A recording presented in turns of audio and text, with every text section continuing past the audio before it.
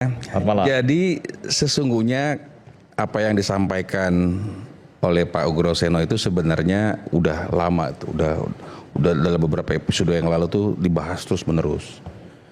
Jadi kalau yang disampaikan tadi jelaskan pasal.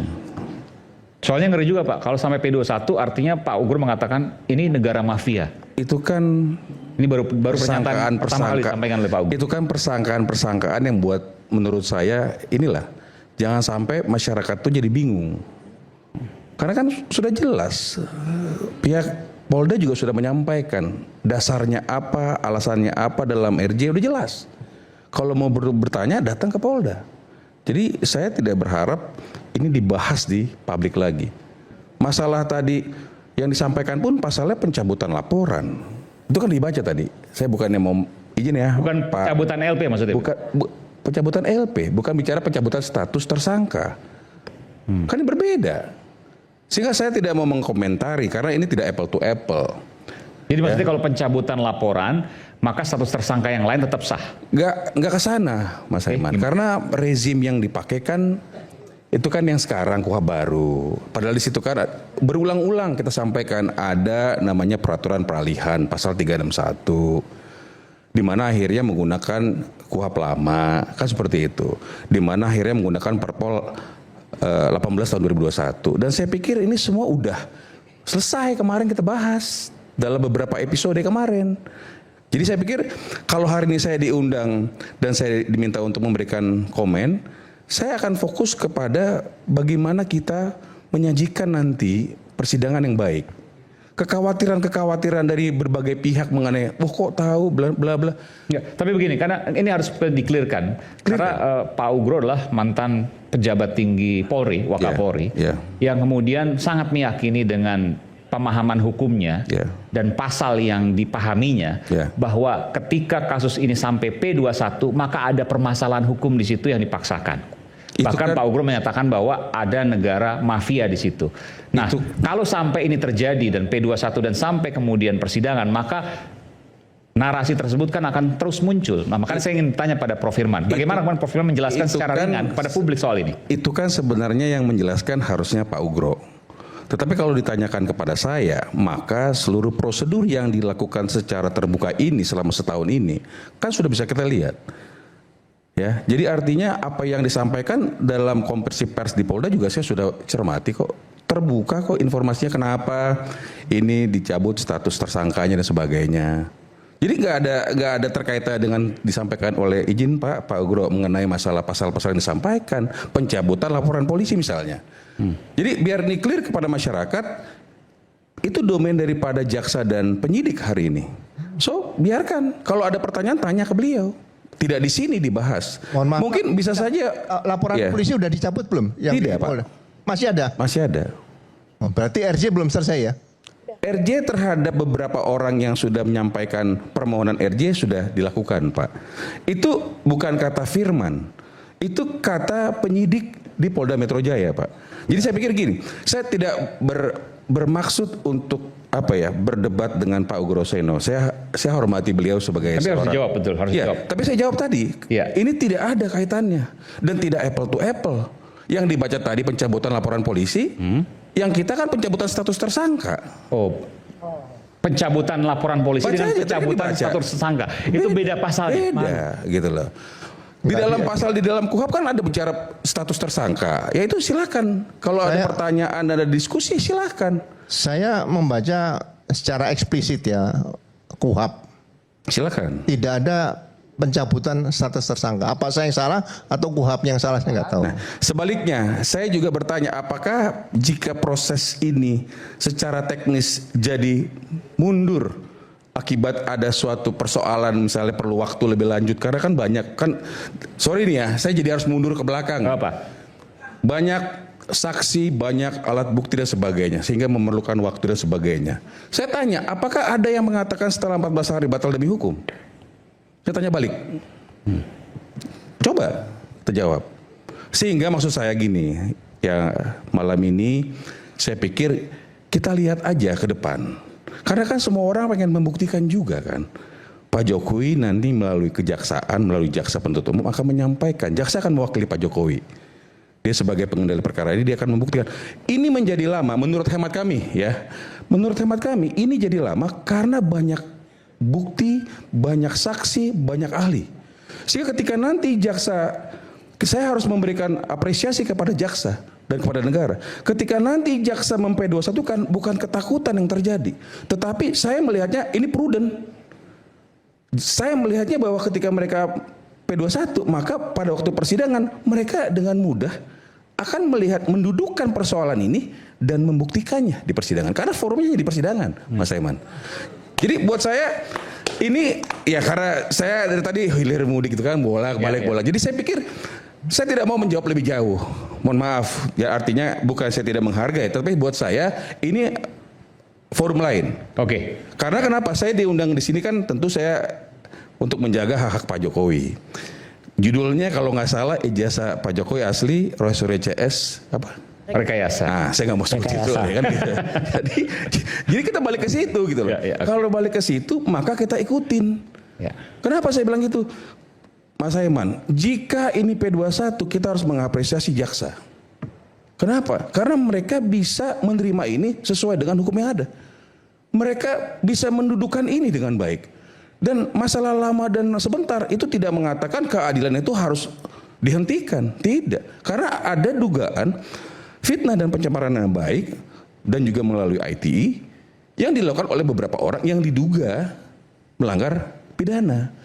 Jadi sesingkat itu. Jadi saya pikir kita harus edukasi masyarakat supaya jangan sampai hingar-bingar. Karena kenapa? Ini tadi dipertontonkan ada begini, ada begitu, ada somasi, ini ya boleh-boleh aja somasi karena itu saya setuju tadi dengan Bung Aswan. Bu Elida. Bu Elida, oke. Mengatakan bahwa itu sedang mengasah atau menguji mens rea. Boleh-boleh aja. Tidak dilarang, kecuali dilarang kalau kamu masuk ke laporan pidana dilarang somasi. Kan gak ada larangan.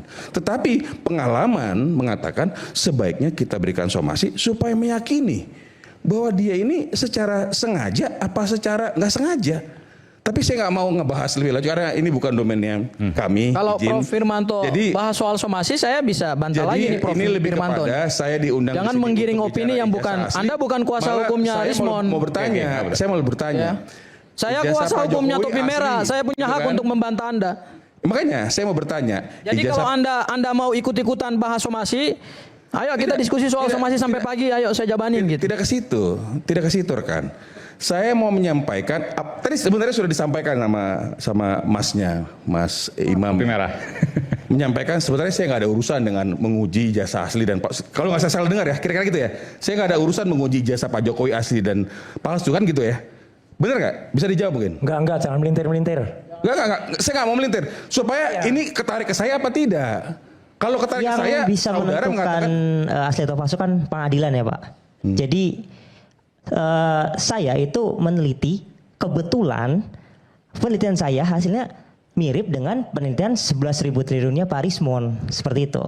Ya. Waktu masih waras itu. 11.000 triliun palsu menurut Bang Rismon waktu itu. Iya, makanya kan berarti kan dia tidak berbicara sekarang mengenai karena Pak Rismon sudah mencabut kan, sudah mengatakan dia RJ kan. Artinya kalau beliau memeriksa RJ-nya Pak Rismon berarti kan sudah ada perubahan. Sesederhana itu kita harus melihatnya sehingga kalau tadi rekan menyampaikan, wah saya kuasa, oke. Ya, oke aja. Tetapi saya mau ngasih tahu, beliau udah menyampaikan saya nggak ada urusan dengan asli palsunya ijazah Pak Jokowi. Sehingga saya pikir gak usah saya bahas. Sebenarnya kalau dia tadi mengatakan, iya saya sebagai ahli baru misalnya, ini kita berandai-andai ini, main gila aja dah, kira-kira gitulah. Saya akan menyampaikan hal yang perlu saya sampaikan. Tetapi kalau ternyata saya cermati, saya deketin tadi, saya dengerin benar. Gak ada. Jadi saya pikir gak ada urusan. Gak ada pelanggaran hukumnya. Bukan. Gak ada yang membahas mengenai ijazah Pak Jokowi. Oke. Tidak asli gitu. Kalau kita kembali tadi, karena ini harus klarifikasi. Pak Ugro ada yang mau sampaikan? Sedikit saya luruskan tadi apa yang dikatakan Prof tadi bahwa diatur di pasal 62 ayat 2 KUHP baru. Yang mana nih? Tentang masalah penghentian 14 hari waktu yang tadi katakan. Iya, tapi kan tidak ada di situ katakan jika lewat 14 hari habis itu batal demi hukum. Ya, sebentar dulu. Setelah diberikan waktu 14 hari tidak bisa dikembalikan, maka ada pedoman Kejagung 1/2026. Dan di pasal 5155 juga disebutkan ada waktu 30 hari. Itulah. Tapi sebentar dulu, jangan dipotong. Kalau sudah waktu itu terlewati, maka SPDP itu dikembalikan. Artinya tidak ada berkas perkara yang masuk di kejaksaan itu. Maka konteksnya itu saya tidak bicara SP3 gitu loh ya. Jadi itu aturannya. Ya, Jadi jangan dibilang tidak ada aturan secara formal gitu loh ya. Ada aturan itu. Pasal 62 ayat 2 di KUHP yang baru 2025. Nah, itu yang penting Prof ya. Jadi supaya lurus semua ini. Jadi sekarang kalau dihitung udah 3 bulan lebih nih. Nah, gitu. Oke, Prof. Pak Ugro, silakan. Jadi gini, sebetulnya kalau mau disiplin dalam laporan polisi, kemudian diperkirakan ingin mencabut terlapor, ya. Pada saat pertama kali laporan tanggal 30 April 2025, harusnya dibikin 8 LP. Jangan sampai Terpisah-pisah. iya satu-satu. Oke, kalau satu LP menurut Pak Ugro satu RJ saja semua batal. Satu LP, satu terlapor, satu RJ masih max. Tadi diakui oleh Prof Firman bahwa LP-nya yang dicabut, betul Prof ya? Status tersangkanya. Oh, status tersangka. LP-nya tidak dicabut. Jadi gini Mas. Dan sebelum kami masuk ke dalam LP kan ada tim yang mengakses. Iya, iya, iya. Kita sampaikan ada nih seperti ini peristiwanya. Kira-kira alat buktinya ini nih. Masuk nggak? Jadi tersangka dicabut, LP-nya enggak Pak Ugro? Iya, gitu loh. Jadi gini, kalau lapor polisi, ya kan polisi kan biasanya juga melihat siapa yang datang nih. Wah, ini pengacaranya cukup kuat misalnya gitu kan. Nah, kadang-kadang juga ada rasa, wah ini enak nggak enak. Pasal 310, 311 itu nggak bisa digabung. Iya. Kalau 310 ya ambil 310. Kalau ambil 311, 311 gitu loh. Makanya kalau saya lihat pertama kok tersangka terlapornya kok banyak. Apa ada penghinaan atau katakanlah mungkin ada LP pencemaran nama baik yang dilakukan secara bersama-sama, satu otaknya, satu yang melakukan, satu membantu melakukan, ya kan? Nah ini nggak bisa seperti itu kecuali perampokan seperti itu ya. Makanya ini penerapan pasalnya dari awal sudah ragu-ragu saya. Makanya kalau ini idealnya memang mau dicabut satu-satu, pasalnya jelas misalnya. Kemudian terlapornya satu orang satu LP. Mungkin yang dikatakan tadi benar sama beliau bahwa ini bisa dicabut status tersangkanya dan sekalian laporan polisi. Kalau perannya jelas. Loh, iya perannya jelas. Satu misalnya, ini kalau kita bicara perampokan gitu ya, ada otaknya, ada yang membantu, ada yang dan seterusnya ke bawah. Itu kan satu pasal. Nanti kan jungto itu. Iya, oke. 55, 56 KUHP seperti yang dulu ya. Nah, itu kalau tapi kan nggak mungkin perampokan di RJ. Ini kan perkara ancaman di bawah 5 tahun nih. Ya. Seperti itu. Jadi saya katakan yang dicabut itu laporan polisinya, bukan yang dicabut status tersangkanya satu persatu. Bagaimana nanti merubah berkas perkara dari awal tanggal 30 April 2025 dibongkar lagi itu sepanjang skripsi diketik ulang lagi. Dihapus-hapusin nama-nama yang terus nanti jadi saksi mahkota misalnya. Saksi mahkota tuh nggak akan bisa diterapkan kalau peran dia cukup berat di situ kan seperti itu. Jadi sekali lagi belajar masalah reserse penyidik ini ya kita terima kasih ada rekan penasihat hukum, ada pengacara dan kita juga belajar penyidikan itu di Megamendung. Polisi malah ada yang belajar di Jerman Barat, ada yang belajar di FBI. Jadi kalau dibawa seperti yang katakan Bu Elida tadi juga, itu status tersangka dicabut, laporan polisi nggak bisa. RJ yang luar biasa ini itu kan SP3-nya minta penetapan pengadilan. Nah kalau P21 kemudian sudah minta penetapan pengadilan, apa pengadilan bisa menerima berkas ini sampai sidang? Apa dibuka sendiri? Pra peradilan nggak bisa. Justru SP3 yang luar biasa ini SP3 dalam RJ tadi beda dengan SP3 dalam penyidikan tindak pidana di luar yang RJ ini seperti itu. Jadi Pak Ugro tetap berpendapat bahwa ketika satu tersangka saja dicabut, maka LP-nya juga harus dicabut semua. Yang dicabut LP-nya, mau bukan tersangka, mau 2, mau 3, mau 4. Jadi sebetulnya dalam persiapan RJ itu berkas perkara sudah lengkap, sudah mau disiapkan dikirim ke kejaksaan pertama kali. Nah, kalau terlapor tidak menyatakan akan minta RJ, penyidik menawarkan, apakah ada RJ? Mungkin lupa terlapor nih. Oh ya Pak, nggak apa-apa. Terlapor membuat surat kepada penyidik, saya minta RJ. Nah, penyidik akan memanggil semua pelapor, terlapor, penasihat hukumnya, saksi dari penyidik atau pembantu penyidik, penyidik pembantu. Nah, terus dibicarakan situ, bikin kesepakatan nih. Oke, 7 hari ya. Udah disepakati. Nah, kemudian setelah disepakati, pelapor mencabut laporan polisi. Nah, setelah dicabut laporan polisi 3 hari, SP3 3 hari loh, sudah diserahkan ke jaksa dan juga ke pengadilan minta penetapan. Jadi udah selesai itu. Tapi kalau kesepakatan dalam 7 hari tadi tidak tercapai, penyidik membuat berita acara bahwa RJ tidak tercapai, kemudian berkas mungkin dalam tempo 1 kali 24 jam atau 2 kali 24 jam bersama berita acara RJ yang gagal tadi dikirim ke jaksa. Jadi tidak makan waktu sampai 1 tahun atau lebih dari 6 bulan. Berkas perkara pencemaran nama baik atau fitnah 2 bulan selesai seperti itu. Tidak bertele-tele seperti sekarang ini. Saya tambahkan ya. Hukum itu apa berbuat apa dan siapa berbuat apa. Tanggung jawab diri sendiri hukum itu. Walaupun kita pasal yang sama, undang-undang yang ini yang sama. Jadi kalau kita sendiri, masing-masing kita itu bertanggung jawab tentang hukum yang kita langgar gitu. Walaupun satu LP. Walaupun satu LP. Jadi itu konteks dasar hukum.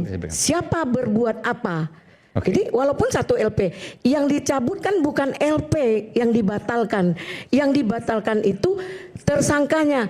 Nih, saya maafkan kamu, udah Pak Polisi, maafpun kita para pihak kalau polisi tidak ikut dalam memenuhi atau mengabulkan juga tidak. Jadi semuanya keterkaitan sesuai dengan RJ itu sendiri. Kalau di kejaksaan namanya ada SKP 2. Jangan kayak gitulah kau. Oke.